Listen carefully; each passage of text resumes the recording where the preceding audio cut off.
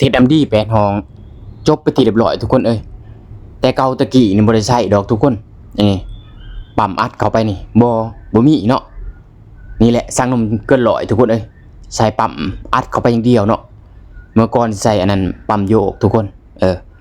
โยกตอกตอกตอกตอกโยกเข้าไปเรื่อยๆเนาะ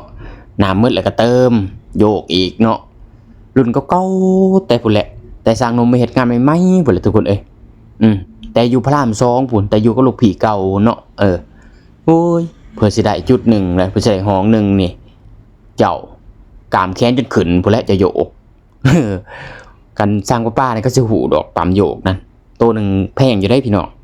ประมาณ 3-4 พันพุ่นแหละเนาะสมว่าปั๊มแรงอัดนี่เข้าไปก็ตัวหนึ่ง 30,000คือกันนี่คือข่อยใส่นี่กะนี่ก็มาเลาะเบิ่งว่าแพร่2แพร่10อันนั้นแพร่หลวกแพร่หลวมันอยู่คือกันทุกคนเอ้ยหมูเฮาใส่ปักอุดแต่ปันเกี่ยวเนาะใส่หน่อยใส่ลายนั่นแหละทุกคนก็สิพาทุกคนมันยางเลาะเบิ่งแต่ก็บ่มีปัญหาดอกสำหรับโครงสร้างหนุ่มเนาะก็จบไปโดยดี8ห้องเวียดงานการสร้างชั้นเก่าก็จบไปที่เรียบร้อยแล้วเนาะแล้วก็สิขึ้นชั้น10ต่อทุกคนเอ้ยแล้วก็สิส่งงานคือเก่าเนาะคือเก่าคือเดิมนี่แหละเพิ่มเติมแต่ความสวยงามคือเก่าเนาะจังซี่แหละข่อยจังมักเฮ็ดงานคอนโดทุกคนเอ้ยเพราะว่าข่อยบ่อยากเบิ่งแบบบ่อยากถือแบบลายสั่นเฮาเบิ่งบ่เกิน 2-3 สั่นแล้วจื้อได้หมดเนาะแบบการลงหัวอิหยังสิ่งอ่าง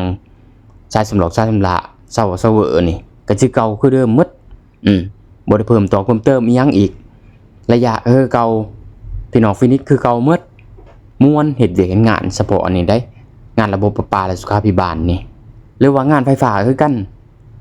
สั่นได้คือคันเฮ็ดมาแต่สั่นลุ่มสั่นไปนั่นแหละคือว่าเขาบ่เปลี่ยนแบบแล้วก็แม่นว่าเฮาเฮ็ดยาวเลยจะจบตึกพู้นแหละ